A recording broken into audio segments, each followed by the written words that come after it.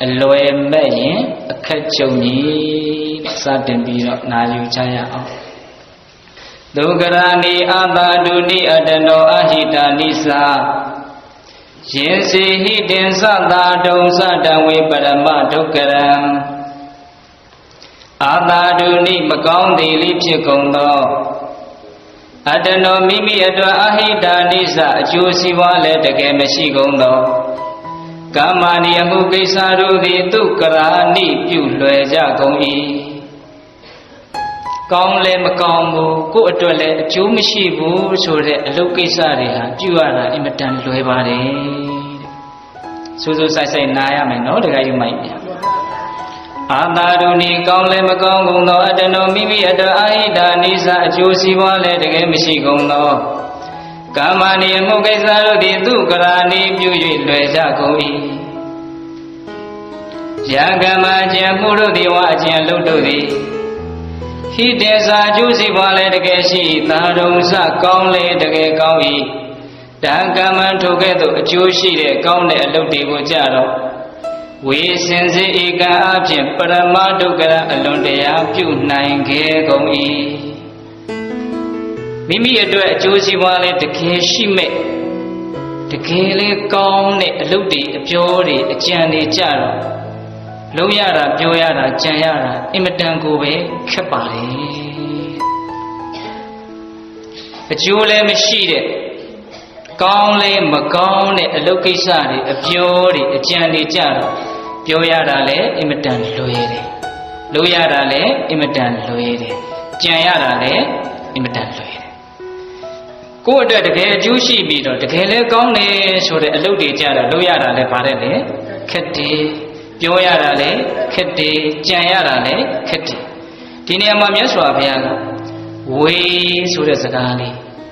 We since it eka option to Kego way. Parama Dokara. Dokara Sura Kakere Lujora.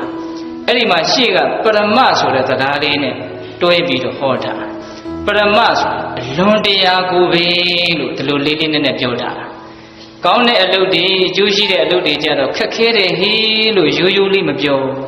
The Keguma, Londia Gove Capari, as the Lupiola. No, the guy in my mia. Tosina Gino, Macaune aludi ha, Luede. Kaune aludi jaro, take Kate, Dago di Beta Gilakan and Yamali. Tito Loka ma Luede Sura Babe Shiles, Macauna Lueda. Hula Babe Lueda, eh? Macauna Lueda. Tisani would Yambido, Titi Chajali sees it Jesus. Macauna got Luede, Luede Macombo, Shimame. Hola, Eddie Luede, Sura, Luene, Macauna Ripshim, Chumshira Ripshim. The Agudori would be a debate that you know. Eh, Kauna Riga, take a day. I take a daddy go low, you know, teach about calling. Hola, I mind. In that I was no Digatani, chicken beetle. Loere de Aria, a Jumishi. Cadet de Aria, a Jushi. Loere de Aria, Gong the Macon. Cadet de Aria, Gong the Goni. Dilu leave Yomian Flambeetle. Get about the Rondo, Sinazichina. No? That a loe may, you know, a catch of yammy. Loera will me, so you Loera de Babeshi, Macona Beshi. Macona Loyama Loede. Macauna Joyama Lady, Macauna Jayama Lady. Kaunari Lupu Biogo Jambo Jaro, imitant Kitty. Tajodinia Usino, don't chill up, Pita Bontrono. Beyaga Lubido Beyaga Cathy. Don't wail of don't show love pure to not deny it in 20 no? So I say Nayame. But a man Usino Bala Diama. Zino Bala Mambo, Tibian Bala de Arema. But I in a society near Arema. Dana, Paraishi, no, the guy to my ear. A big son, Jeff Luranjian. Any Dana so that they are legal, Sanachis. Biara, Louis the Lac Catalado, me, Kitty. Paja Lesodo, Gone, a look Juicy alone. Biara, Louis the Lac Catala, Kitty. Eddie Pida and Sanjim Bay, you both think by Puchado, Loyala Catala. Loyere, Naha, Lupusuda, Bamaka Kerekisa, မဟုတ်ဘူးအဲ့ဒီသိမ့်ပိုက်ခြင်းဆွဲလန်းခြင်းမျက်နှိုးခြင်းဆိုတဲ့လွယ်တဲ့အလုပ်တွေကိုလွယ်တယ်ဆိုပြီးတော့စွတ်လုပ်မယ်အဲ့ဒီအလွယ်ကိုကြိုက်မယ်ဆိုလို့ရှိရင်တစ်ချိန်မှမဖြစ်မယ်လေအခက်ကြုံရလိမ့်မယ်တဲ့ဟုတ်လားဒါကြောင့်သိမ့်ပိုက်ရတာမျက်နှိုးရတာဟာလွယ်သလောက်ရေရှိမှကောင်းသလားမကောင်းဘူးမကောင်းဘူးပစ္စည်းတစ်ခုကိုကိုကမျက်နှိုးလို့သိမ့်ပိုက်ပြီဆိုရင်ဒကာဓမ္မတို့ဦးဇင်းတို့သဘောမပေါက်ခင်မှာပဲအဲ့ဒီပစ္စည်းကလည်းကိုယ့်ကိုပြန်ပြီးတော့သိမ့်ပိုက်သွားတာ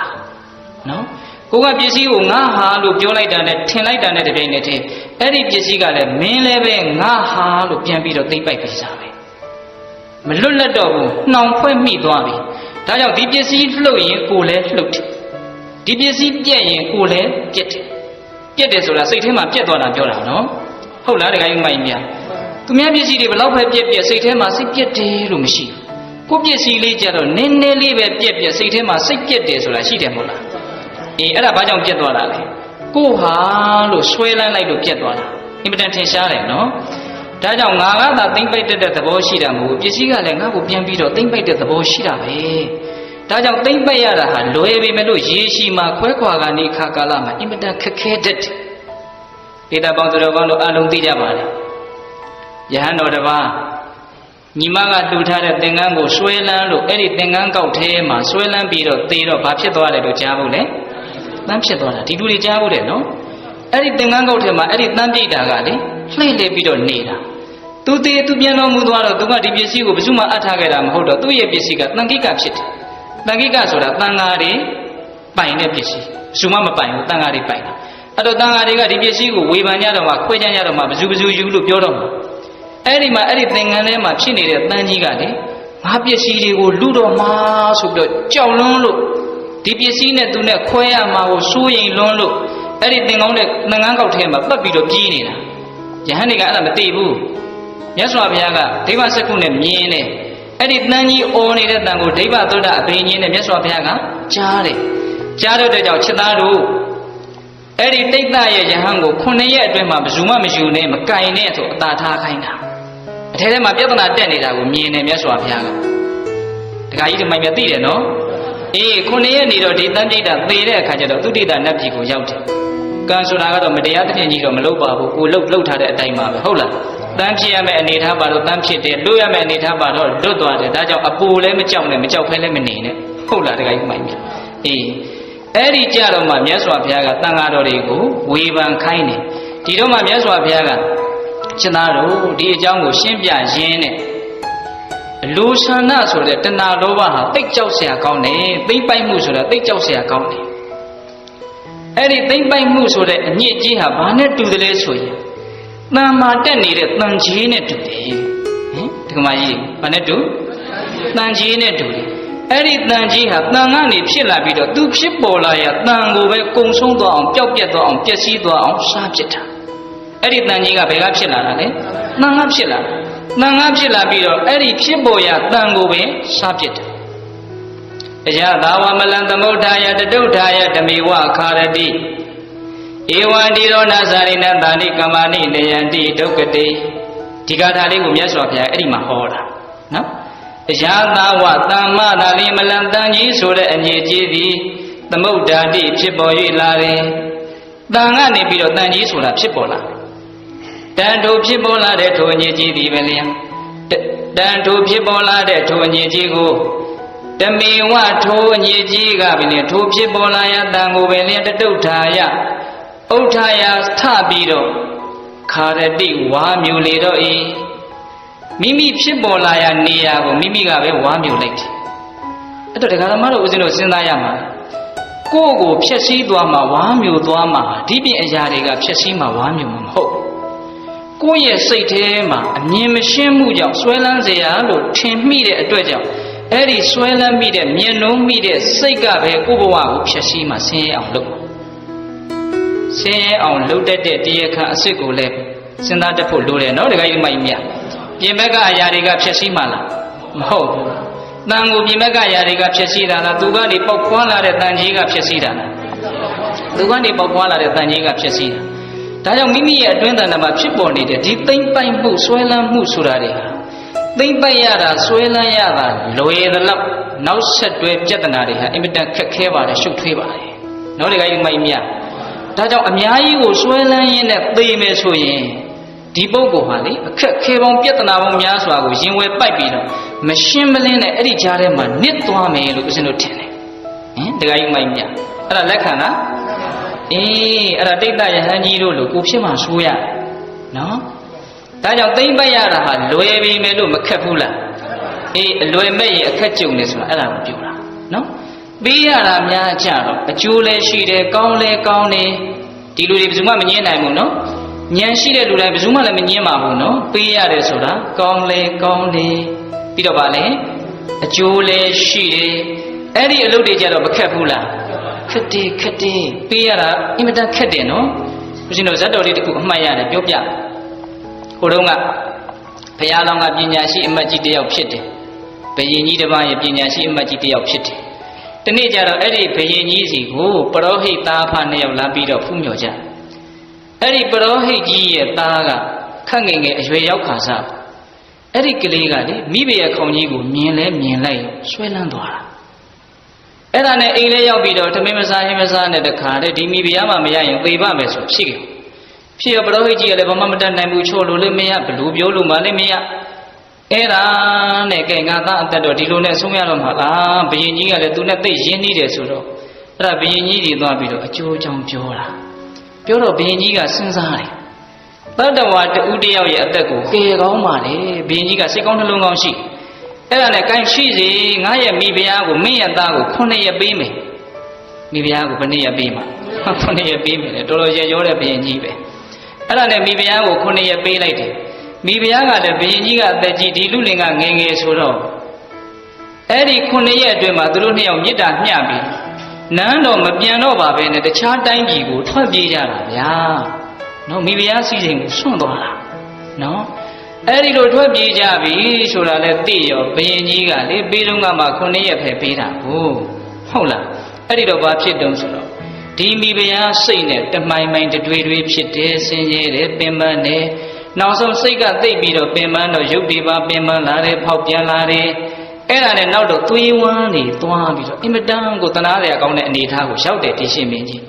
အဲ့ဒါနဲ့ဦးဇင်းတို့ဘုရားလောင်းပရောဟိတ်အမတ်ကြီးကဦးဇင်းတို့ဘုရားလောင်းပညာရှိအမတ်ကြီးကသိတယ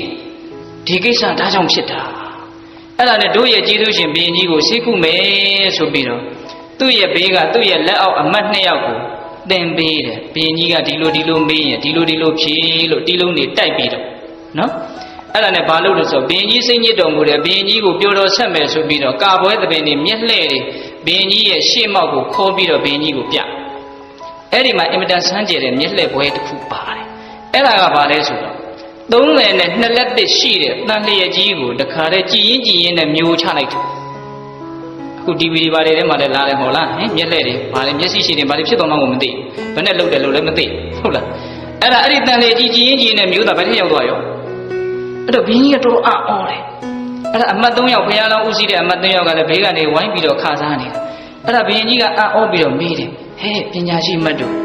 ့လောကကြီးမှာလေဟောဒီတန်လျက်ကြီးကိုမျိုးရတာတဲ့ခက်တဲ့အလုပ်များရှိသေးလားကွယ်တော့ဒီတန်လျက်ကြီးကိုမျိုးရတာတဲ့ခက်တဲ့လို့ရှိသေးလားတဲ့အဲ့တော့ဘုရားလောင်းကတယောက်ကိုတင်ထားတယ်အဲ့ဒီတယောက်ကအရန်နဲ့ထပြေတယ်မှန်လားပါရှိကြောင်းပါဗျာအေးပြောစမ်းကွာမှန်လားပါဗျာဒီတန်လျက်ကြီးကိုမျိုးရတာတဲ့လောကမှာပေးမယ်လို့ပြောရတာအင်မတန်ခက်ပါလေဗျာစဉ်းစားကြည့်တော့ကိုယ့်ကိုစဉ်းစားကြည့်အခုပြောရဲလားဘာပေးမယ်လို့ပြောရဲတော့ဒီကမာကြီးလေဒီလိုတော့ဘာပေးပါမယ်လို့အခုပြောရဲလာ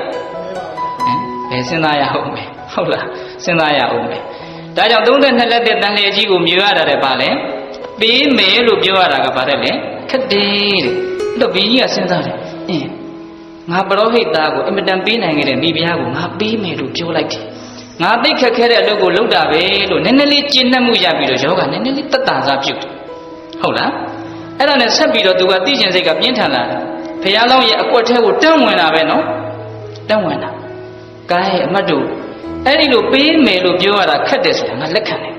အဲ့ဒီပေးမယ်လို့ပြောရတာတဲ့ခက်တဲ့အလုပ်ကိုရှိသေးလားတဲ့နောက်ထပ်မှန်လားပါရှိပါသေးတယ်ခင်ဗျနောက်ထပ်အမတ်တယောက်ကဘာလို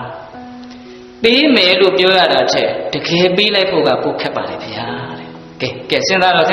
ကာကြီးမိုင်းမြတချို့ပေးမယ်လို့ပြောပြီးတော့တကယ်ပေးကြဆိုတော့မပေးတော့ဘူးအများကြီးပေးမယ်လို့ပြောပြီးမှနည်းနည်းပေးတာရှိတယ်ကောင်းတာပေးမယ်လို့ပြောပြီးမှမကောင်းတာပေးတာရှိတယ် ဟုတ်လားတခါကြီးမိုင်းမြဂရိတီသလားမတီဘူးဟုတ်လားပေးမယ်လို့ပြောရတာကနည်းနည်းလွယ်သေးတယ်တကယ်ပေးလိုက်ဖို့ကြတော့ခက်လိုက်တာ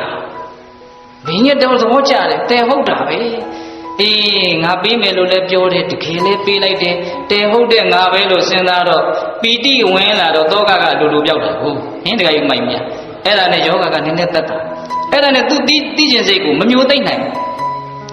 အမတ်တို့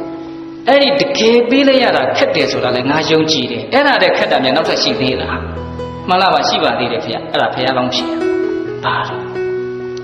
့ပေးပြီးတဲ့နောက်မှာဝမ်းမနေပဲနဲ့နောင်တမရပဲနဲ့ကိုပေးထားတဲ့အမှုကိစ္စကိုဝမ်းမြောက်ဝမ်းသာကြီးလင်းလင်းနေနိုင်မှုကကိုခက်ပါတယ်ဖေကဲပညာရှိစကားများသိတ္တံမှုရှိတယ်နောက်တခါကြီးမိုင်းများတချို့တော့ပေးမယ်လို့လည်းပြောတယ်တကယ်လည်းပေးလိုက်တယ်ပြီးတော့စိတ်ကမချမ်းသာမျိုးတွေးပြီးမချမ်းသာအောင်လည်းသူများမြင်အောင်လည်းမပြရဲဘူးခက်လိုက်တာဟုတ်ကဲ့အေးအဲ့တော့ဘင်းကြီးကသူ့မှာကွတိဝင်နေတာလေပေးမယ်လို့ပြောတယ်ပေးတယ်အခုပေးပြီးတော့မှသူကဘာဖြစ်နေတော့သူကပြဿနာဖြစ်နေတယ်အဲ့ဒီတော့မှကိုင်ဒီခက်တာကြီးလည်းငါကြိုးစားပြီးတော့ရအောင်လုပ်မယ်ဝမ်းသာပြီးတော့ဘင်းကြီးရဲ့ယောဂအဲ့ဒီမှာပြောက်တယ်တော့ပေးတဲ့သူကိုပြောနေတာကဘာလဲပေးရတာဟာလွယ်သလားမလွယ်ဘူးခက်တယ်နော်တခါကြီးမိုက်မြပေးမယ်လို့ပြောရတာခက်တယ်တကယ်ပေးလိုက်ဖို့ပိုခက်တယ်ပေးပြီးတဲ့နောက်နောင်တမရဖို့ကတော့အခက်ဆုံးပါပဲဟုတ်လားတခါကြီးမိုက်မြအေးဒါကြောင့်အဲ့ဒီခက်ပါတယ်ဆိုတဲ့အလုပ်ကိုပဲကြိုးစားပြီးတော့လုပ်ရမယ်အဲ့ဒီခက်တယ်ဆိုတဲ့အလုပ်ကလုပ်တုံးမှကြိုးစားရပေမဲ့လို့ရေရှိမှသူ့ရဲ့အကျိုးဆက်တွေကနိဗ္ဗာန်ထိအောင်ရောက်နိုင်တယ်ဒီဆွတ်လွတ်မှုဟာလေနိဗ္ဗာန်ထိအောင်ရောက်နိုင်တယ်နော်တခါကြီးမိုက်မြစွန့်လွတ်မှုပမာဏကြီးရင်ကြီးသလောက်အကျိုးပေးလဲကြီးတာပဲဟုတ်လားဦးဇင်းတို့မြတ်စွာဘုရားရောင်ကြီးတော်ဘလောက်ကွန်မြူးတယ်လို့ကြားဘူးလို့အေးရောင်ကြီးတော်ပမာဏကတလန်လောက်လေဟုတ်လားပဂတိတလန်လောက်မြတ်စွာဘုရားရဲ့အကြောင်းကပြတ်တယ်လွန်ခဲ့တဲ့ကဘာတသိန်းကပွင့်တဲ့ဘုဒ္ဓမုဒ္ဒလမြတ်စွာဘုရားကြတော့ရောင်ကြီးတော်ဟာဒီစัจ java တစ်ခုလုံးနှံ့နေရလတွေရဲ့အလုံးမရှိဘူးလို့ဆိုတယ်ဘုရားရဲ့အကြောင်းနဲ့နေကြတာကြက်တွန်တာတွေငှက်တွေအော်တာတွေကြည့်ပြီးတော့မနဲ့လင်းပြီပဲလို့ဒီလိုသိရတယ်လို့ဆိုတယ်ဖရာချင်းတူပါတဲ့ကနဲ့အယောင်ထွက်တာချင်းဘာကြောင့်မတူသလဲဆိုတော့ဒါလေးကိုနည်းနည်းလေးမှတ်သားစေချင်လို့ဟုတ်လားစွန့်လွတ်စဉ်အခါတုန်းကစွမ်းအားတတ္တိကွာခြားသွားလို့ရရှိတဲ့အကျိုးတွေကွာခြားသွားတာဦးဇင်းတို့ဘုရားလောင်းကဝေဒနာယဇတ်တော်မှာဒီမှာလေသားတော်လေးတွေသမီးတော်လေးတွေဇာလီတို့ကနာစိန်တို့ကိုစွန့်လို့တော့ကိုမဒေဝဒရဲ့အလောင်းဗာလေလူသားတွေအကုန်စားတယ်ဇွေစကားပုံနာဟုတ်လားအေးဇွေစကားပုံနာကရိုက်နှက်တော့ဘုရားလောင်းကဘာလုပ်တော့တန်ကြိတ်ပြီးတော့မျက်ရည်ကျပြီးတော့ဓာထဆွဲတာငါရှိမှဒီလိုလုပ်ရမှာလား तू လူပြီးသားနော်အဲ့ဒီလူပြီးသားကို तू အခုဘလို့ဖြစ်တာလဲဓာထဆွဲတာပြီးတော့မှသူ့ရဲ့ဒီဖောက်ပြန်တဲ့စိတ်ကိုပြန်ပြီးတော့အောင့်ပြီးတော့မျက်ရည်တုတ်ကျပြီးတော့ကြိုးစားသွားတာပဲအောင်မြင်သွားတယ်နော်မျက်ရည်အကျခံပြီးတော့ကောင်းတာကို तू လုပ်တာအေးဒါပေမဲ့သူ့ရဲ့စိတ်ကအဲ့လိုမျိုးဘုရုမုဒ္ဒရာဘုရားလောင်းကြတော့အဲ့လိုမဟုတ်ဘူးသူ့ရဲ့သားကိုလာအလှခန္ဓာကဘလူးကလာအလှခန္ဓာအဲ့ဒီမှာဘလူးကသူ့ရှေ့တွေကိုပဲကြားသွဲကြားရင်းကိုစားတယ်လို့တခါတည်းစားပြစ်တယ်အဲ့ဒါသွေးတွေကပစောင်ကနေစီးကြတယ်လို့ဆိုတယ်အဲ့ဒါကိုအဲ့ဒီဘုရားလောင်းကကြည့်ပြီးတော့ငါရဲ့ဒါနပါရမီအထွတ်ထိပ်ကိုရောက်တယ်ဆိုတော့ဝမ်းသာပြီးတော့ပီတိဖြစ်တယ်လို့ဆိုတယ်အော်ဒါသိကောင်းတယ်နော်ဒီစိတ်ဓာတ်ကိုကိုချင်းစားလို့မရနိုင်ဘူးနော်ဘယ်ရနိုင်မလို့ကိုကပါမွားပဲဟုတ်လားတကယ်ကြီးမိုက်မြကိုချင်းစားလို့မရနိုင်ဘူးအဲ့ဒါလောက်ထူးခြားဆန်းကျယ်တဲ့စိတ်ဓာတ်ကြောင့်ထူးခြားဆန်းကျယ်တဲ့ကိုရောင်ကိုဝါတွေဟာစัจ java နဲ့အနှံ့ပြန့်နေဆိုတာပေးတတ်တော့သူ့အကျိုးနဲ့သူပေါ့နော်ဟုတ်လားအဲ့တော့ပေးကမ်းစွန့်ကျဲလှူဒန်းခြင်းဆိုတဲ့ဒီစွန့်လွတ်မှုရဲ့အင်အားဟာကြီးမားရင်ကြီးမားသလောက်ရေရှည်မှာအကျိုးစီးပွားတွေမများပေဘူးလားများမယ်အဲ့ဒီလိုပေးကမ်းစွန့်ကျဲမှုရဲ့ဆန့်ကျင်ဘက်လွယ်ကူပါတယ်ဆိုတဲ့သိမ့်ပိုက်မှုကြတော့လွယ်ပေမဲ့လို့ရေရှည်မှာပါလေခက်ခဲတတ်တယ်လို့နားလည်ပြီးတော့အလွယ်မဲ့ရင်တော့အခက်ကြုံလိမ့်မယ်လို့ဒီနေရာမှာတစ်ချက်မှတ်ရအဲ့ဒါဒါနာခံပြီးချမ်းစုနော်နောက်သီလခံသွားကြည့်ရနော်သာသနာတော်မှာသူဆင်လေးနဲ့သူရှိတယ်လေအလုပ်ကိစ္စလေးတွေကဟုတ်လားဦးဇင်းတို့စာလို့ဆိုရင်တော့အနုပုပ္ပိကထာပေါ့အစဉ်အတိုင်းပြောဆိုတဲ့စကားပေါ့နော်ကိုဒါနာပြီးတော့ပဲရောက်လာပြီသီလဟာဘာလဲလို့မေးရင်စောင့်စည်းတာသိတဲ့ပါလေစောင့်စည်းတာနှုတ်ကိုစောင့်စည်းတယ်ကိုယ်ကိုနှုတ်စောင့်စည်းတယ်ထင်းတဲ့အတိုင်းလှုပ်ရှင်တဲ့အတိုင်းမလှုပ်ဖဲနဲ့စောင့်စည်းတယ်ထိမ့်သိမ့်တယ်သိတဲ့စောင့်စည်းတယ်ထိမ့်သိမ့်တယ်ဆိုတဲ့စကားလေးထဲမှာတိတိကျကျစဉ်းစားကြည့်မလှုပ်ချင်လို့မလှုပ်တာလားလှုပ်ချင်ရက်နဲ့မလှုပ်တာလား လုပ်ချင်လည်းမလုပ်တယ်ဆိုတဲ့အဓိပ္ပာယ်ပါစောင့်စည်းနေရတယ်ထိမ့်သိမ့်နေရတယ်မလုပ်ချင်လို့ကိုမလုပ်တာဟဲ့ဆိုရင်တော့စောင့်စည်းစရာကိုမလုပ်ဘူးထိမ့်သိမ့်စရာကိုမလုပ်ဘူးအလိုလိုလုံးနေတာအဲ့ဒါအရိယာတို့ရဲ့သီလဆိုတာအဲ့လိုမျိုးအောင့်စရာမလိုဘူးခင်ဗျားတို့ကျုပ်တို့ကတော့ဘာလဲအောင့်ရမှာပဲမရှိလို့မဟုတ်ဘူးပြင်ဘက်ကိုမထွက်အောင်အောင့်တာလားအဲ့ဒါအင်မတန်ခက်တယ်နော်တခါကြီးမိုင်းများအဲ့ဒါလို့အောင့်လို့များအောင့်နေရတာပါသူ့စိတ်ထဲမှာရှိပါတယ်ထင်ကြီးတယ်မရှိပါဘူးလို့မပြောနဲ့အဲ့ဒါလို့မအောင့်နိုင်ကြလို့လောကကြီးမှာဆူပွက်နေကြမလုတ်တဲ့အလုပ်တွေကိုမအောင့်နိုင်လို့လှုပ်လိုက်တယ်ဟုတ်လားမပြောတဲ့အပြောတွေကိုမပြောနိုင်မအောင့်နိုင်လို့ပြောလိုက်တယ်အဲ့ဒီမအောင့်နိုင်ခြင်းဆိုတဲ့တရားခံသေးသေးလေးကြောင့်အမှုကိစ္စတွေအကြီးကြီးထွားသွားကဘာကြီးတစ်ခုလုံးကိုလည်းကြည့်နော်ဟုတ်လားတခါကြီးမိုက်မြအဲ့ဒီမအောင်နိုင်တဲ့ကိစ္စဟာအင်မတန်ကြောက်စရာမကောင်းဘူးလားကြောက်စရာကောင်းတယ်အဲ့ဒါလို့စောင့်စည်းတယ်ထိမ့်သိမ့်တယ်ဆိုတဲ့သီလပိုင်းဆိုင်ရာကိုကြည့်ရင်လည်းပဲဟဲ့မစောင့်စည်းဘူးကွာမထိမ့်သိမ့်ဘူးကွာထင်ရလို့မယ်စိတ်ရလို့လိုက်ပြီးတော့လှုပ်ချင်ရင်လှုပ်လိုက်မှာပဲပြောချင်ရင်ပြောလိုက်မှာပဲဆိုတာကြတော့မလွယ်ဘူးလားလွယ်တယ်သီလရဲ့ဆန့်ကျင်ဘက်ဒုသီလဖြစ်ဖို့ကြတော့လွယ်သလားခက်သလားလွယ်တယ်ဒုသီလဖြစ်ဖို့လွယ်လေးနော်အဲ့ဒီမှာစောင့်စည်းမယ်ဟေ့ထိမ့်သိမ့်မယ်ဟေ့သီလနဲ့ပြည့်စုံတဲ့ပုဂ္ဂိုလ်ဖြစ်အောင်လုပ်မယ်ဆိုတော့ကြတော့မခက်ဘူးလားခက်တယ်အဲ့ဒီနေရာမှာလည်းပဲအလွယ်ကြရင်တော့အခက်ကြုံဦးမှာပဲတခါကြီးမိုင်းမြအလွယ်ကြရင်တော့အခက်ကြုံဦးမှာခက်ပါလေဆိုတဲ့သီလကိုကြိုးစားပြီးတော့စောင့်စည်းမယ်ဆိုရင်ကိုကျင့်တတ်တယ်ကိုအားရတယ်ငါစောင့်စည်းနိုင်တယ်ထိမ့်သိမ့်နိုင်တယ်ဆိုပြီးတော့အဲ့ဒီကျင့်တတ်မှုနှစ်သက်မှုဒီသီလဖြစ်တဲ့အတွက်ကြောင့်တမာတိတို့ပညာတို့ရဲ့တရား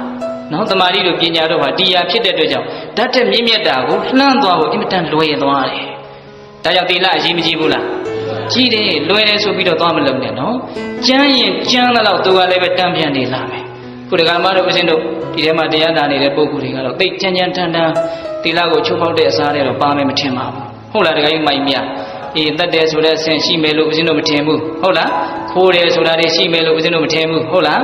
းအဲ့ဒီတတ်တယ်ခိုးတယ်ဆိုတာတွေလောကကြီးမှာအဲ့ဒါတွေလှုပ်တဲ့လူနဲ့အဲ့ဒါတွေမလှုပ်တဲ့လူဘယ်ဟာကများမယ်ထင်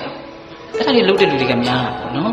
အဲ့ဒါလောက်ကြမ်းကြမ်းထန်ထန်သီလကိုဖောက်ပြက်ပြီးဆိုလို့ရှိရင်လေကြမ်းရင်ကြမ်းတော့သူလည်းပဲလာမှာပဲခက်မှာပဲဦးဇင်းတို့မြတ်စွာဘုရားလက်ထက်ကအနှစ်90လုံးဝတ်တွေကိုရဲဆက်ဆက်သတ်ပြီးတော့သားမယားကိုလှုပ်ကြွေးခဲ့တာဘယ်သူတို့ဒီပိသက်ကြီးသိတယ်ပြောစမ်းမှဘယ်သူတို့စုံတာနော်တိပိသားတွေကြီးပြောမှာနော်တခါကြီးမိုက်မြအဲ့ဒီစုံတာကသေဂာနိကြတော့လေဘာဖြစ်တော့ယောဂါကကတ်လာတယ်ငရဲမီးကသူ့ကိုလားလောင်တယ်လို့ပြောတာပဲ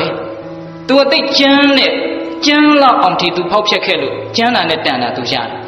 ်အဲ့ဒီမှာအိမ်တကားပေါက်ကိုပဲပိတ်ထားလိုက်တော့လေအိမ်သားတွေကလည်းသူများမြင်မှာရှက်လွန်းလို့အဲ့ဒါအိမ်ကန်းထဲမှာလေးဘက်ထောင်းပြီးတော့သွားတယ်ဝက်လို့អော်တယ်လို့ဆိုတယ်အဲ့ဒါဘေးကလူတွေကလူသံလို့ကိုမသိဒီတဲ့ကြောက်ရှာကောင်းတယ်နော်ခုလောကကြီးမှာလည်းသွားကြည့်နော်ဆေးရုံတို့ဘာလို့သွားကြည့်ဝက်လို့နွားလို့អော်နေတာတွေအများကြီးရှိတယ်နော်တခါကြီးမိုင်းမြတ်ဒါစုံဓာတ်ဆိုလို့စုံဓာတ်တစ်ယောက်တည်းကိုစိတ်မရောက်နဲ့စုံဓာတ်နဲ့တူတာတွေလောကကြီးမှာအများကြီးရှိဟုတ်လားအဲ့ဒါလေးဘက်ထောက်သွားပြီးတော့ဝက်လို့អော်နေတာအဲ့ဒါယဟန်တွေကမြတ်စွာဘုရားကိုလျှောက်တယ်ရှင်ဘုရားစုံနာတိတ်တိတ်ပုံအိမ်ထဲမှာဝက်တွေကိုတတ်နေတာ9ရက်တောင်ရှိပြီအဲ့ဒါ9ရက်လောက်អော်နေတာ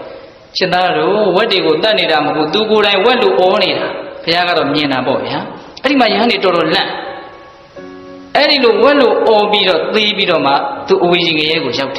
်ဒီမှာမြတ်စွာဘုရားအဖို့မဖြတ်နိုင်တဲ့တရားလေးတစ်ခုပြောပြဣဒာသောစတိပိစ္ဆာသောစတိပါပကာရိဥပယတသောစတိသောစတိသောဝိဟိညတိဒိတဝါကာမကိလေသာမတနောပါပကာရိစောင့်စည်းခြင်းထိမ့်သိမ်းခြင်းမရှိဘဲမကောင်းတာတွေကိုပြုလုပ်လို့ရှိတဲ့ပုဂ္ဂိုလ်တို့သည်ဣဒာသောစတိဒီဘဝမှာလည်းစိုးရင်ရတယ်ပိစ္ဆာသောစတိနောင်ဘဝမှာလည်းပဲစိုးရင်ရတယ်မကောင်းတာတွေကိုမထိမ့်ပဲမသိမ့်ပဲနဲ့စိတ်ရှိလက်ရှိအလိုလိုက်ပြီးတော့လုံမယ်ပြောမယ်ဆိုရင်ဒီဘဝလည်းစိုးရင်ရနောင်ဘဝလည်းစိုးရင်ရဣဒာသောစတိပိစ္ဆာသောစတိပါပကာရိဥပယထသောစတိဥပယထဒီဘဝနောက်ဘဝနှစ်ပါးဆုံးသောဘဝတို့မှာသောစတိစိုးရင်ရတယ်နောက်ထပ်ဘယ်နေရာမှာစိုးရင်ရသေးလဲဆိုဒိတဝါကမ္မကိလေသာမတ္တနောအတ္တနောမိမိရဲ့ကမ္မကိလေသာညင်နွမ်းတဲ့အလုပ်တွေအပြောတွေကိုဒိတဝါမြင်ပြီးတော့သောထုပုဂ္ဂိုလ်သည်သောစတိဆိုရင်ရ၏သောထုပုဂ္ဂိုလ်သည်ဝိဟိညတိပင်မရ၏ကိုလှုပ်ထားတဲ့ကိုပြောထားတဲ့အလုပ်တွေအပြောတွေရဲ့ညင်နွမ်းမှုတွေကိုကိုယ်တိုင်မြင်ပြီးတော့ ပြီးတဲ့လုတ်ပြီးမှတော့ခေါင်းဆောင်ခြင်းလို့မရတော့ဘူးမြင်ရတာပဲနော်ပြောပြီးမှတော့ခေါင်းဆောင်ခြင်းလို့ရသေးလားမျက်နှာလွှဲမင်းအရိနာနေတော့မင်းကလည်းမဆိုင်တော့ဘူးလို့လှုပ်ချင်လို့ရသလားမရဘူးကိုယ်တိုင်လှုပ်ထားတာကိုနော်အတနောမိမိရဲ့ကာမကိလေသာညင်နွမ်းနေတဲ့အလုတ်တွေအမျိုးတွေကိုဒိဋ္ဌဝါကိုယ်တိုင်မြင်ပြီးတော့သောထိုပုဂ္ဂိုလ်သည်သောစတိဆိုရင်ရတဲ့ဝိညာဉ်တိပင်ပန်းရတယ်ဆိုရင်ပြီဆိုမှတော့ပင်ပန်းပြီပေါ့ဟုတ်လားငါလှုပ်ထားတဲ့လူတွေကဘယ်တော့မှအကျိုးပေးမှာတော့စိတ်မချမ်းသာဘူးမသက်သာဒီဆင်းရဲတွေဘယ်သူကလာပေးတာမဆောင်စည်းမှုမထိမ့်သိမ့်မှုကပေးတာဟုတ်လားဒါကြောင့်မဆောင်စည်းရတာမထိမ့်သိမ့်ရတာများလွယ်သလောက်ခက်တယ်ဗျာပြီးတယ်ပါလေလွယ်သလောက်ခက်တယ်လို့ရတာတော့အင်မတန်လွယ်တယ်ဖြည့်ရှင်းရတာသိခက်တယ်နော်လို့ရတာပြောရတာအင်မတန်လွယ်သလောက်နောက်ဆက်တွဲဖြည့်ရှင်းရတာပါလေအင်မတန်ခက်တယ်ခုနကသိမ့်ပိုက်တာလည်းသိမထူးဘူးနော်တခါကြီးမိုက်မြတ်အေးဒါကြောင့်မြတ်စွာဘုရားကတိတိကျကျပဲနော်ကိုလှုပ်ထားတဲ့မကောင်းမှုကိုကိုယ်တိုင်မြင်ပြီးတော့စိုးရိမ်ရလိမ့်မယ်ပင်ပန်းရလိမ့်မယ်တဲ့ဒါကြောင့်လွယ်ပြီမယ်လို့အဲ့ဒါကိုလုံးမိရင်တော့အခက်ကြုံလိမ့်မယ်လို့မှတ်ရမယ်နော်တခါကြီးမိုက်မြတ်အေးခက်ပြီမယ်လို့ကြိုးစားပြီးတော့စောင့်စည်းရမှာပဲကြိုးစားပြီးတော့ထိမ့်သိမ်းရမှာအဲ့ဒီလိုကြိုးစားပြီးတော့စောင့်စည်းမယ်ထိမ့်သိမ်းမယ်ဆိုလို့ရှိရင်ကိုကျင့်နဲ့မယ်အားရမယ်ကိုငါတန်ဖိုးရှိတဲ့လူတစ်ယောက်ပါလားလို့သိရရင်ဘာတွေကိုပိုင်ရတာနဲ့မှမတူတဲ့ခံစားချက်မျိုးရလိမ့်ကိုပိုင်လိုက်တာလေတော်တော်ကောင်းတယ်လို့ကိုယ်တိုင်သိတယ်ဟုတ်လားတကယ်မိုက်ပြီအေးဒါကြောင့်စောင့်စည်းထိမ့်သိမ်းရတာဟာခက်ပေမဲ့လို့ရေရှိမှအကျိုးမရှိဘူးလားအကျိုးအများကြီးရှိတယ်လက်တွေ့ဗျာ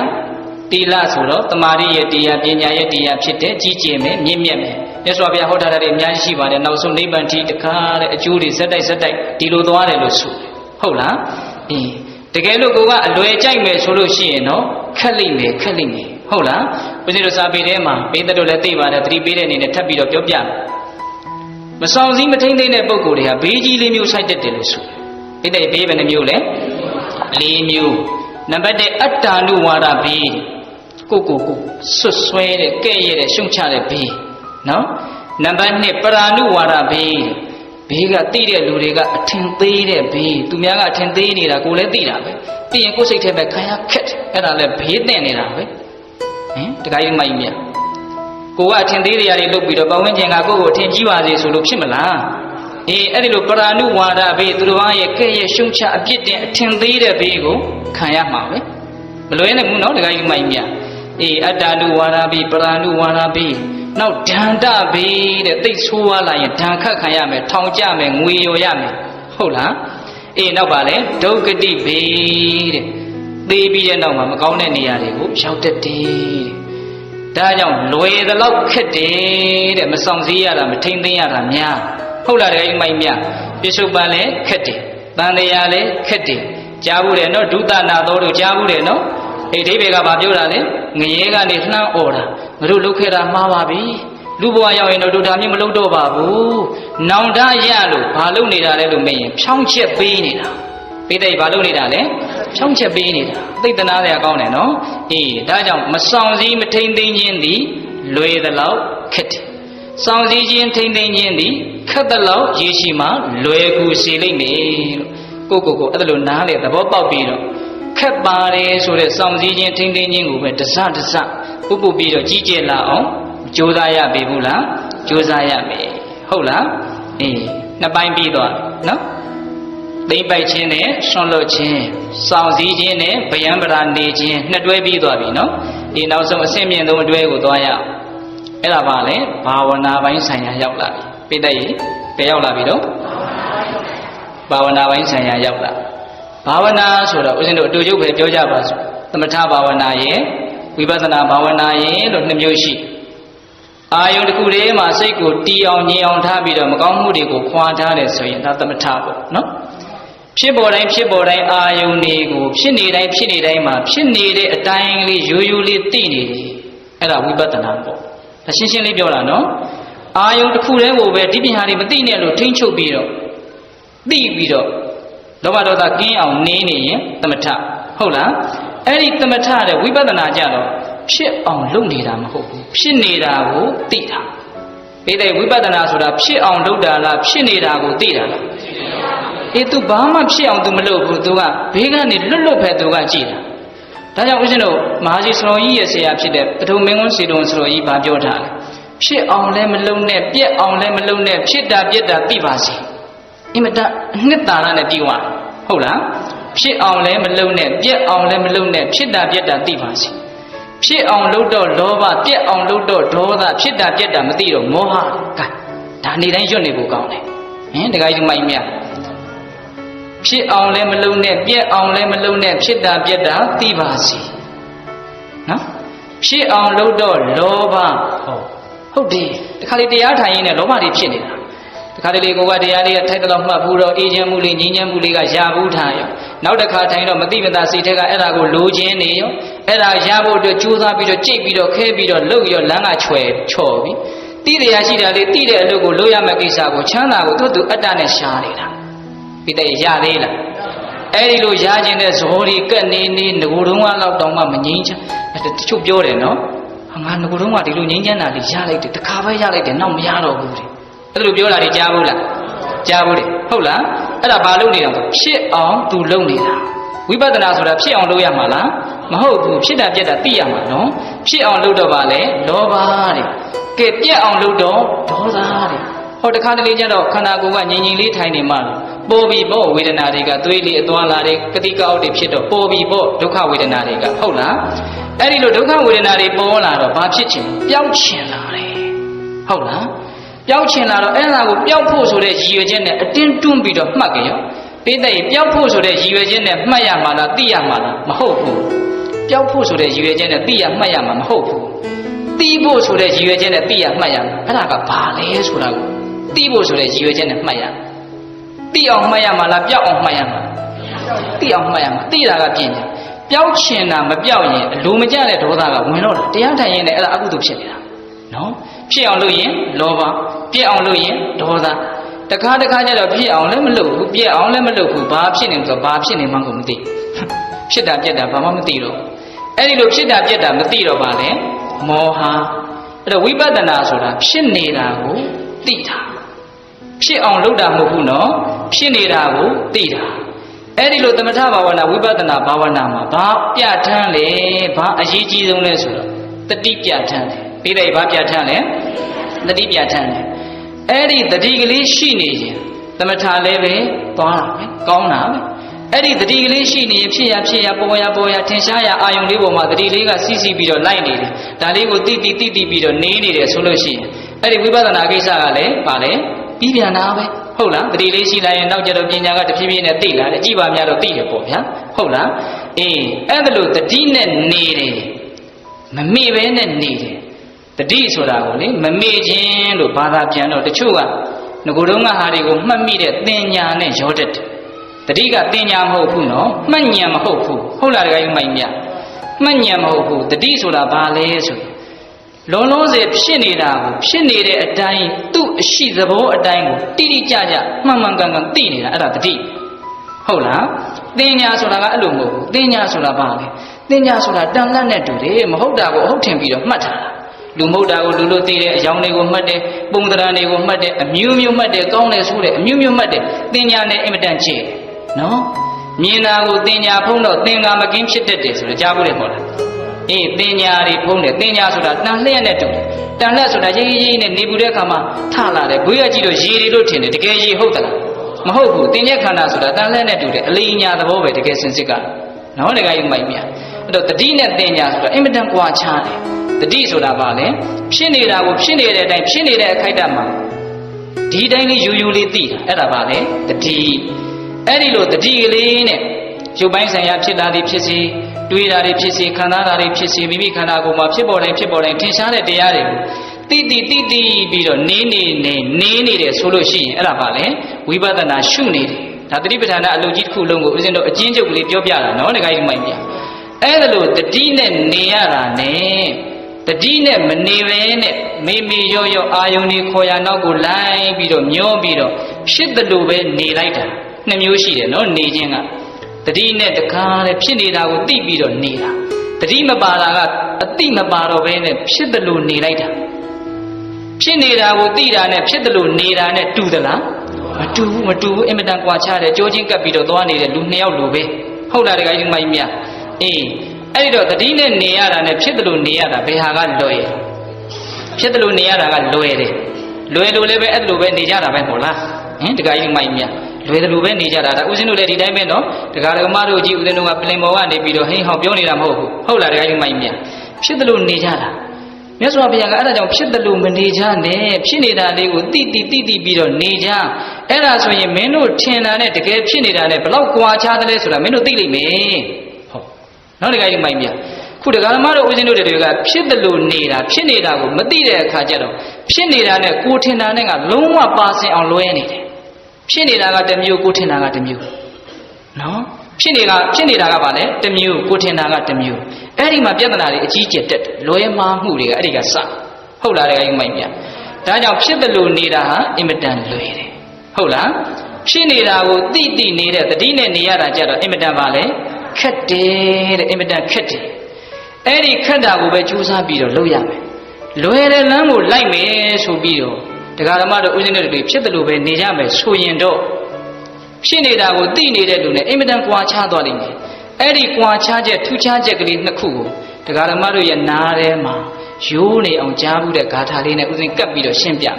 တို့ကြားဘူးတဲ့ဂါထာလေးကဘလောက်လေးနဲ့တလဲဆိုတာကိုလည်းသတိထားမိအောင်နော်တရားယူမှကြီးမြ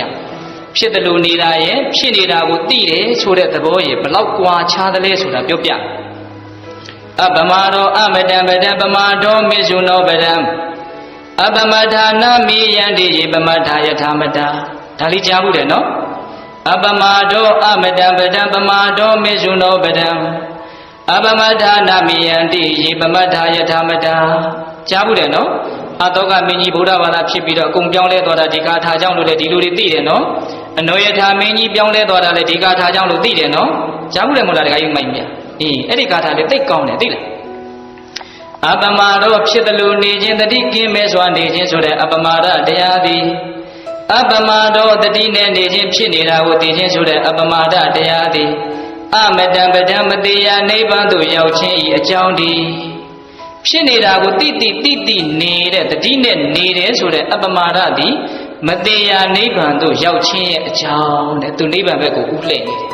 မြင်အောင်ကြည့်နော်အပမာရောအမတံပဒံပမာဒောမေဇုနောပဒံပမာရောဖြစ်နေတာတွေကိုမသိပဲနဲ့ဖြစ်တယ်လို့နေခြင်းဆိုတဲ့ပမာဒတရားသည်မေဇုနောပဒံသိခြင်းရဲ့အကြောင်းဒီ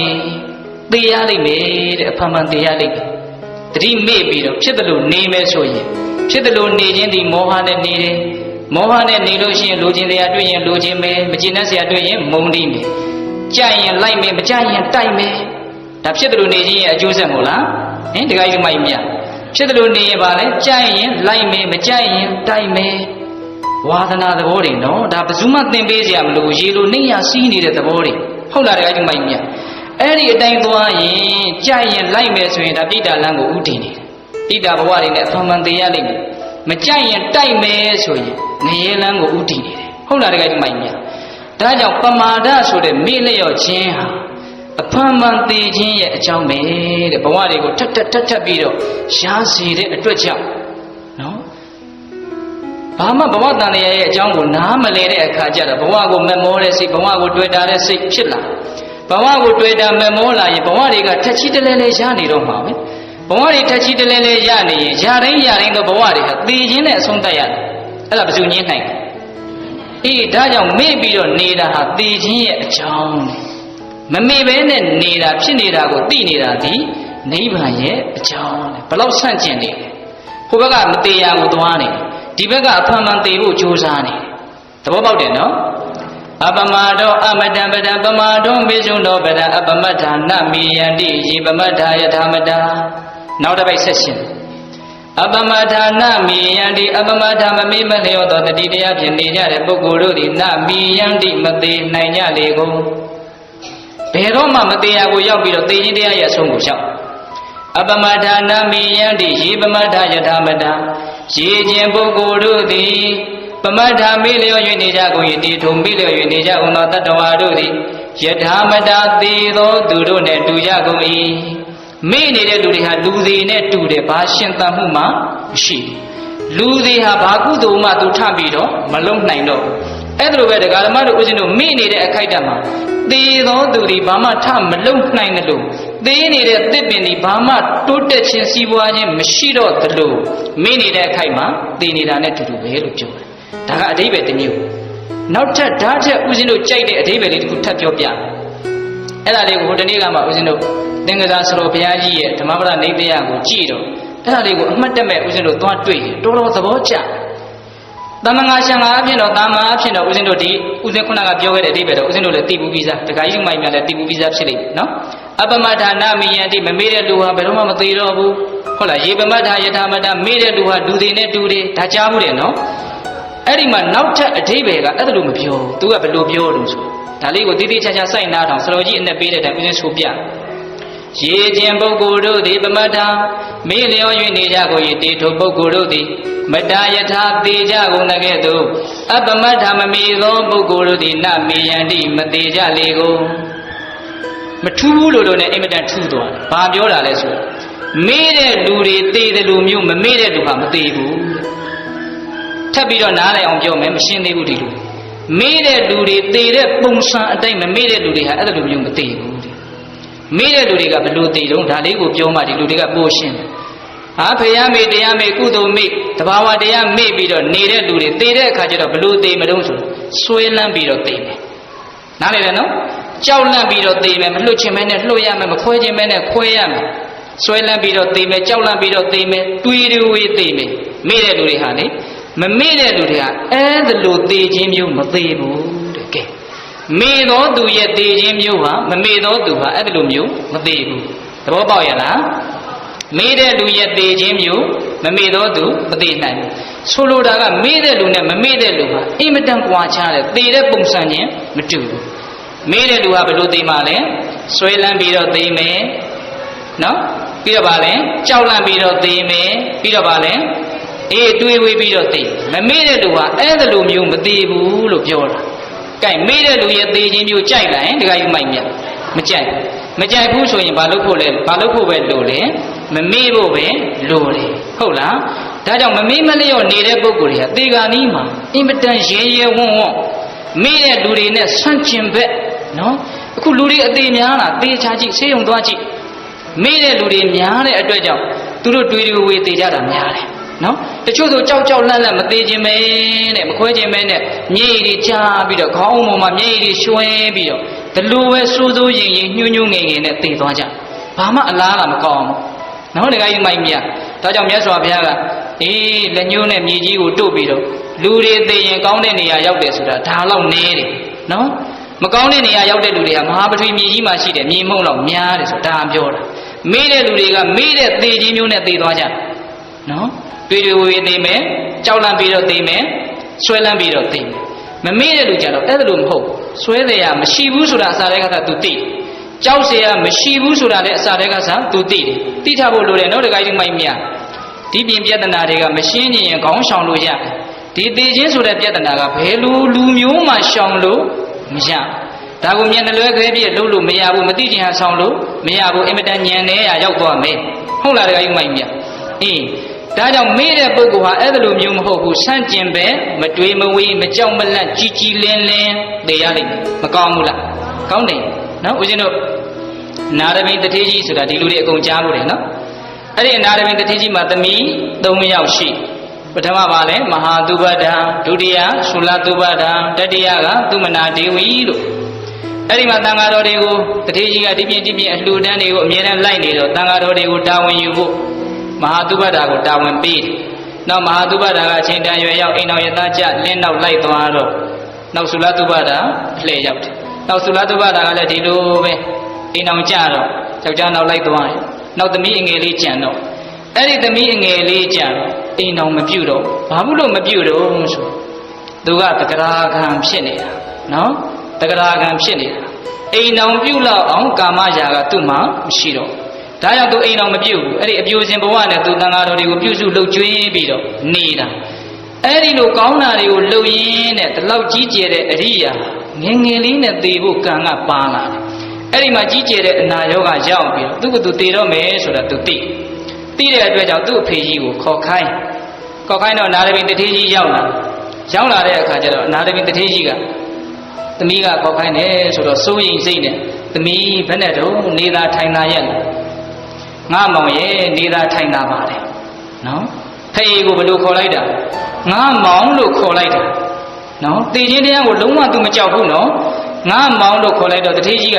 လွဲပြီးတော့မြန်ပြောသလားကြောင်ကရမ်းမြန်ပြောသလားပေါ့ချစ်သမီးကြောက်လန့်နေသလားရောင်ရမ်းနေသလားအဲ့ဒီတော့ငါမောင်ရဲ့မကြောက်ပါဘူးအဲ့ဒီလိုလေးလည်းပြောပြီးတော့သူပြောချင်ရလည်းပြောပြီးတော့ကျဉ်နဲ့ပြီးတော့တခါလည်းပြုံးပြီးတော့တေသွားအဲ့ဒီမှာဖေကြီးကလုံးဝစိတ်မချမ်းသာငါသမီးကောင်းတာတွေတခြားလုံးလုံးဘုရားတရားသံဃာယတနာသုံးပါးဝတ်နဲ့ကြီးပြင်းလာတဲ့သမီးလေးတေခါနီးမှဒီလိုဖြစ်ရတယ်ဆိုတော့ဘလို့မှစိတ်မချမ်းသာဘူးဖေကြီးကအဲ့ဒါနဲ့သမီးလည်းတင်းညိုပြီးတော့မျက်ရည်လည်းရွေးနဲ့တခါလည်းမြတ်စွာဘုရားကြီးရောက်တယ်အဲ့ဒီမှာမြတ်စွာဘုရားတခါကြီးဘလို့ဖြစ်လာတော့မှန်လားပါဗျာအင်မတန်မြင့်မြတ်တဲ့ဒီသမီးလေးတေခါနီးမှဖောက်ပြန်တာတပည့်တော်ယူကျုံမရဘူးဗျာအဲ့ဒါနဲ့ဘာလို့ပြောသမှာအောင်ဆိုတော့အကျိုးကြောင့်ပြောပြတယ်တပည့်တော်ကိုဗျာငါမောင်လို့ခေါ်သွားတယ်သွေးယူသွေးတန်းနဲ့တရားမှာတိတ်ကြောက်ရှာတဲ့နဲ့တူပါရဲ့အဲ့ဒီမှာမြတ်စွာဘုရားကတကားကြီးသင်ရဲ့သမီးဟာတဂရာကဖြစ်တဲ့အတွက်ကြောင့်တရားမှာမကြောက်ဘူးသင်ကိုငါမောင်လို့ခေါ်သွားတာသင်ဟာသောတာပန်ပဲရှိသေးသင်ရဲ့သမီးကသင်ထက်တရားအရှင်တန်မြင့်တဲ့အတွက်ကြောင့်အသက်ချင်းနှိုင်းတာမဟုတ်တရားချင်းနှိုင်းသွားတာသင်ကိုသတိပေးသွားတာအဲ့ဒီကြတော့မှအနာရမီတထေးကြီးကဩသမီးကလေးမသေးခင်တုန်းကလည်းငါရဲ့ကောင်းကျိုးကိုပြုသွားသေးတာတောင်ငါ့ကိုသတိပေးပြီးတော့တရားဟောသွားတယ်လို့ဝမ်းမြောက်ခြင်းဝမ်းသာခြင်းဖြစ်တယ်လို့ဆိုဒီနေရာမှာဦးဇင်းတို့ပေးတတ်တော့သုံးသပ်ကြည့်ရမယ်နော်တကယ်ဒီစည်းစိမ်တွေဒီပစ္စည်းတွေဒီအတိုင်းဝိုင်းတွေဒီခန္ဓာဒီဘဝကိုခွဲခါနီးမှာအဲ့ဒါလို့သူလှုပ်ချင်တာလေးကိုလှလှပပလှုပ်သွားနိုင်တယ်ဘလောက်အောစရာကောင်းလို့ဘလောက်အားကြစရာကောင်းလို့ဒီအည်သွေးဟာနောက်တခါယူမိုက်မြအဲ့ဒီအည်သွေးသူဘာကြောင့်ရတယ်လဲမမေ့မလျော့တတိနဲ့နေခဲ့လို့သူရဟုတ်လားတခါယူမိုက်မြဖြစ်နေတာလေးကိုတိနေတော့နောက်ဆုံးတော့ခန္ဓာရဲ့သဘောဘဝရဲ့သဘောလောကရဲ့သဘောကိုသူနားလည်လာတယ်နားလည်လာတော့ဘဝဆိုတာငါတို့ထင်တယ်လို့လိုချင်တရားမရှိဘူးမကျေနပ်စရာလည်းမရှိဘူးတကယ်စင်စစ်တော့ဖြစ်เสียအကြောင်းရှိလို့ဖြစ်နေတဲ့သဘောတရားတွေမျှပဲဓမ္မတက်ပဲဒါကိုဆွဲလန်းနေဖို့လည်းမလိုဘူးမကြည်မနှက်ဖြစ်နေဖို့လည်းမလိုဘူးငါဘလို့တားလို့မှလည်းဒီဖြစ်စဉ်ကြီးရက်မသွားဘူးဟုတ်လားတကယ်စင်စစ်ကတော့ဒါကိုနားလည်ပြီးတော့စွန့်လွတ်လိုက်ဖို့ပဲလိုတယ်သူဒါသိတယ်နော်အဲ့ဒီလိုသိတဲ့အတွက်ကြောင့်တဖြည်းဖြည်းနဲ့သူ့ရဲ့ဉာဏ်တွေရင့်လာပြီးတော့မမေ့ခြင်းရဲ့အကျိုးဆက်အနေနဲ့မဲ့ဉဏ်ဖုန်ဉဏ်ကိုသူရပြီးတော့နိဗ္ဗာန်ကိုမျက်မှောက်ပြုလို့ဒီလိုသိခြင်းတရားကိုသူလှလှပပစီရင်သွားနိုင်တာမဟုတ်လားအေးအဲ့ဒီမှာမြတ်စွာဘုရားကခုနတုန်းကနဲ့သဘောလေးနည်းနည်းလေးတူတဲ့ဂါထာလေးတစ်ပုဒ်ပြောပြဣရနန္တတိပိစ္ဆနန္တတိကတဘုံညောဥပယထာနန္တတိဘုံဉံမေကတန္တိနန္တတိဘေယောနန္တတိသူကတိန်ကတောကတဘုံညောကောင်းမှုကိုပြုလို့ရှိသောပုဂ္ဂိုလ်သည်ဝါမမိမလျော့တတိတရားဖြင့်ဒါနသီလဘာဝနာဆိုတဲ့ကောင်းမှုကုသိုလ်ကိုပြုလို့ရှိသောပုဂ္ဂိုလ်တို့သည်ဣရနန္တတိဒီဘဝမှာလည်းပဲနှစ်သက်ရတယ်ဝမ်းသာရတယ်ပိစ္ဆာနန္တတိနောင်ဘဝမှာလည်းပဲနှစ်သက်ရတယ်ဝမ်းသာရတယ်ဥပယထာနန္တတိနှစ်ပါးစုံသောဘဝတို့မှာနှစ်သက်ရတယ်ဝမ်းသာရတယ်ကြည်လင်ရတယ်ရှင်လန်းရမကောင်းဘူးလားဣရနန္တတိပိစ္ဆာနန္တတိကတဘုံညောဥပယထာနန္တတိ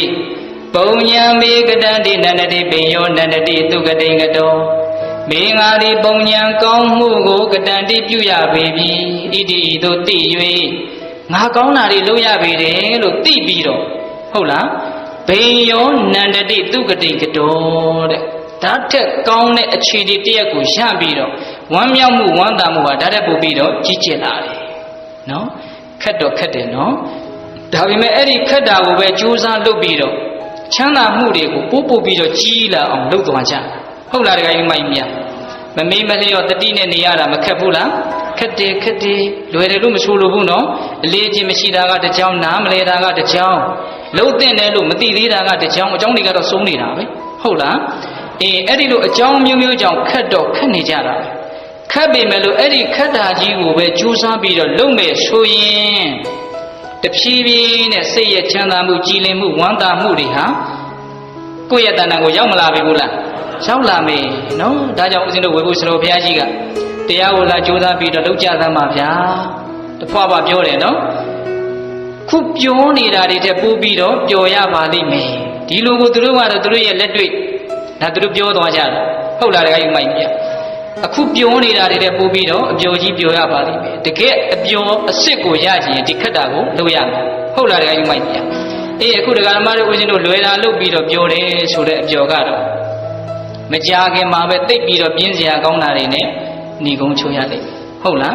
းစောတော်တုန်းကပျော်လိုက်တာလေးနဲ့မကာမီလောက်တဲ့ပြင်းစရာတွေစိတ်ညစ်စရာတွေစိတ်ပြက်စရာတွေနဲ့ညီကုန်းချိုးရတယ်ဒါဒီလောက်ထိဒါကိုနားလည်ဖို့ဒီလူတွေအင်မတန်လွယ်ကူလိမ့်မယ်လို့ဦးဇင်းတို့ထင်ပါတယ်ဒါကိုနားမလည်နိုင်လောက်အောင်ထုံထိုင်းလိုက်မယ်လို့ဦးဇင်းတို့မထင်ဘူးဟင်တခါကြီးမိုက်မြတ်တတိမေလျောပေါ်ပေါ်တန်တန်နေရင်တော့တို့အခုပြောရတာနဲ့မကာမိတဲ့ပြင်းစရာတွေစိတ်ညစ်စရာတွေရလိမ့်မယ်ဆိုတာတော့ဒီလူတွေသိလိမ့်မယ်လို့ထင်ဟင်အေးခက်ခဲပေမဲ့လို့တတိနဲ့နေမယ်ဖြစ်နေတာကိုသိမယ်ကြိုးစားပြီးတော့မြတ်စွာဘုရားရဲ့အဆုံးအမကိုလိုက်နာမယ်ဆိုရင်ရေရှည်မှာဓာတ်တက်ချမ်းသာလာမယ်ဓာတ်တက်ပီတိဖြစ်စရာတွေကျုံလာမယ်အတွေ့အကြုံတွေတွေ့လာမယ်ကောင်းလာမယ်လို့ဒီလောက်တော့ယုံကြည်တဲ့စိတ်တွေရှိလိမ့်မယ်လို့ဦးဇင်းတို့ထင်ဟုတ်လားဒါကြောင့်အဲ့ဒါကိုကြိုးစားပြီးတော့မလုပ်သင့်ဘူးလားလုပ်သင့်တယ်အဲ့ဒါလို့မှမဟုတ်ဖဲနဲ့ဖြစ်တယ်လို့နေမယ်ဆိုရင်တော့လွယ်တယ်သို့တော့အဲ့ဒီအလွယ်ကိုမက်မိရင်တော့အခက်ကြုံရလိမ့်မယ်ဟုတ်လားခက်ပေမယ်လို့ကြိုးစားမယ်ဆိုရင်တော့အလွယ်ကြုံမယ်ဟုတ်လားတခါကြီးမိုက်မြတ်ဒါကြောင့်ဦးဇင်းတို့သတိပဋ္ဌာန်တရားရဲ့မူရင်းအကျိုးပေးလေးတရားသိဖြစ်เสียကောင်းပါကြည်လင်ရုပ်ရှင်သီးခံခြင်းကျိုးရင်းနှစ်တန်သတိပဋ္ဌာန်ဆိုနော်တခါကြီးမိုက်မြတ်ဦးဇင်းကခုနကတေဂာနီအကြောင်းတွေကြီးပြောသွားတာနော်မသေးခင်မှာဟောတဲ့မမေ့မလျော့နေတာဘာအကျိုးမှမရှိဘူးသိရှိတာနော်တတိကလေးနဲ့နေမယ်ဖြစ်နေတာကိုနေမယ်ဆိုရင်အကျိုးတွေအများကြီးကိုမပြောဘူးမူရင်းအကျိုးကလေးနှစ်ခုပြောပြထားတယ်ကြည်လင်ရုပ်ရှင်သီးခံခြင်းကျိုးရင်းနှစ်တန်တတိပဋ္ဌာန်နော်ဒီလိုဖြစ်နေတာလေးကိုနေမယ်ကြည့်သိပြီးတော့နေမယ်ဆိုရင်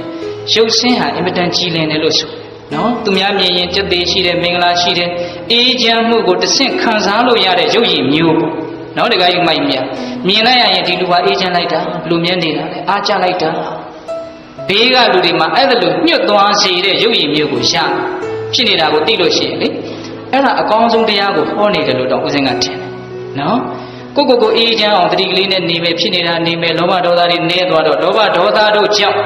အကြီးတန်းနေတဲ့ရုပ်ရည်တွေဟာဘာဖြစ်သွားတော့ပျောက်သွားတယ်လောဘကြီးရင်ရုပ်ဆိုးတာပဲဟင်တခါကြီးမိုက်မြဒေါသကြီးရင်ရုပ်ဆိုးတာပဲအဲ့ဒီရုပ်ဆိုးကြောင့်ဖြစ်တဲ့လောဘဒေါသကိုတတ်နိုင်တဲ့လောက်ဖယ်ရှားရင်ဖယ်ရှားနိုင်တဲ့လောက်ရုပ်ဟာဘာဖြစ်လာလဲနှံ့ရှင်းလာလှတာနဲ့မဆိုင်ဘူးနော်ကြည့်လို့ကောင်းတာကိုပြောတာစက်သေးရှိတယ်မင်္ဂလာရှိတယ်အေးချမ်းတယ်ငြိမ်းချမ်းတယ်တည်ငြိမ်တယ်ဒါတွေကိုပြောတာဟုတ်လားအဲ့ဒီလိုတတိလေးနဲ့နေမယ်ဆိုရင်ကြည်လင်ရုပ်ရှင်စကားတစ်ခွန်းမှမပြောဘဲနဲ့ပတ်ဝန်းကျင်ကိုအဲ့ဒါတရားဟောနေတာကိုမြင်တဲ့လူတိုင်းကအားကြသူလိုလေးနေကြည့်အောင်မကောင်းဘူးလားအဲ့ဒါအကောင်းဆုံးနှိုးဆွပေးတာဒါကြောင့်ကောင်းအောင်နေခြင်းသည်ကိုကောင်းအောင်နေတာနေတဲ့ကိစ္စပြီးသွားတယ်လို့သူများကိုကောင်းအောင်လုပ်ရလဲပဲပြီးသွားတာပဲဒါကြောင့်မြတ်စွာဘုရားကကိုယ့်ရဲ့အကျိုးကိုလိုတယ်ဆိုရင်မမေ့မလျော့နေသူများရဲ့အကျိုးကိုလိုတယ်ဆိုရင်လည်းမမေ့မလျော့နေနှစ်ပါးစုံသောအကျိုးကိုလိုတယ်ဆိုရင်လည်းမမေ့မလျော့နေတဲ့အဖြေကတစ်ခုတည်းနော်ကိုကျိုးစည်းဝါးလုပ်မယ်ဆိုရင်လည်းမမေ့နဲ့အများကျိုးစည်းဝါးလုပ်မယ်ဆိုရင်လည်းမမေ့နဲ့နှစ်ပါးစုံလုပ်တော့မယ်ဆိုရင်လည်းမမေ့နဲ့အထဒံဝါမိဘိခဝေသံပတ္တမာနေနာလမေဝအပမတောတတိစေတသောမမေ့မလျော့နေမယ်ဆိုလို့ရှိရင်ကိုကျိုးစည်းဝါးကိုလည်းလိုလားရရောက်တယ်သူတစ်ပါးရဲ့အကျိုးစီးပွားကိုလည်းလိုလားရရောက်တယ်ဒါကြောင့်မိမိသူတစ်ပါးနှစ်ဦးသားတို့ရဲ့အကျိုးစီးပွားကိုလိုလားတယ်ဆိုရင်ဘယ်လိုနေရမှာလဲမမေ့မလျော့နေဒါကြောင့်ကြည်လင်ရုပ်ရှင်နောက်ပါလဲတီးခံခြင်းနဲ့အင်မတန်ကျေပါတီးခံခြင်းဆိုတာပါလဲခံနိုင်ရရှိလာတာလောကရန်တရားတို့ကြောင့်စိတ်ထဲမှာတိတ်ပြီးတော့ပင်ပန်းမသွားတာဆင်းရဲမသွားတာပဂရိကြောက်တောင်ကြီးကိုရက်လေးမျက်နှာကလာတဲ့လေတွေဟာမလှုပ်ရှားသေးတယ်လို့မျိုးလို့ကျမ်းဂန်တွေထဲမှာအဲ့ဒါလိုဥပမာပေးတယ်နောက်တခါကြီးမိုက်မြလေတွေကိုဖယ်ပစ်တာမဟုတ်ဘူးလောကရန်တွေကိုဖယ်ပစ်တာနော်မြတ်စွာဘုရားလောကရန်ကိုဖယ်လည်းမဖယ်ခိုင်းပါဘူးဖယ်လို့ရတဲ့လောကရန်တော့ဖယ်ပစ်ဖို့နော်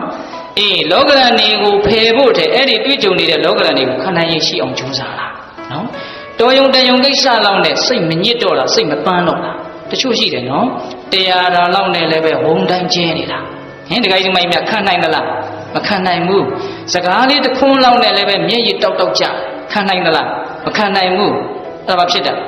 တီးခံခြင်းဆိုတာမရှိတာအဲ့ဒါဖြစ်နေတာကိုသိခြင်းဆိုတဲ့တတိလက်လွတ်လို့အဲ့ဒါလိုဖြစ်ရနော်ဖြစ်နေတာကိုတိနေမယ်ဆိုရင်ကြည်လင်ရုပ်စင်တီးခံခြင်းကြိုးရင်းနှစ်တန်တတိပဋ္ဌာန်ဒါမသေးခင်မှာလက်တွေ့ရနိုင်တယ်ကိုယ်တိုင်ကြိုးစားပြီးတော့အဲ့ဒါတွေတကယ်ရပါတယ်ဆိုတာကိုသက်သေပြနိုင်ကြပါစေဟုတ်လားလေမိုင်မြတ်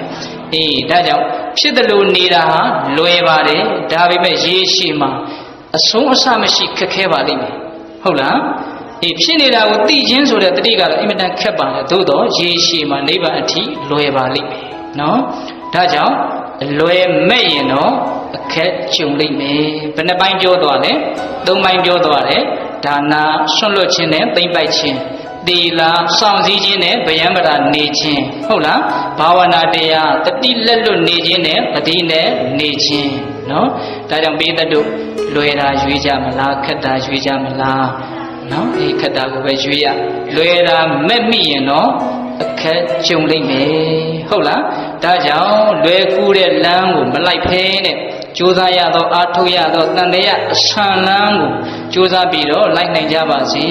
အဲ့ဒီလိုကြိုးစားပြီးတော့အားထုတ်ခြင်းကြောင့်မဲ့ဉဏ်ဖူဉဏ်မျက်နှိပ်ပံကိုလင်းမြန်ထုတ်ချောက်မျက်မှောက်ပြုနိုင်ကြတယ်သူတော်ကောင်းတွေဖြစ်ကြပါစေတည်း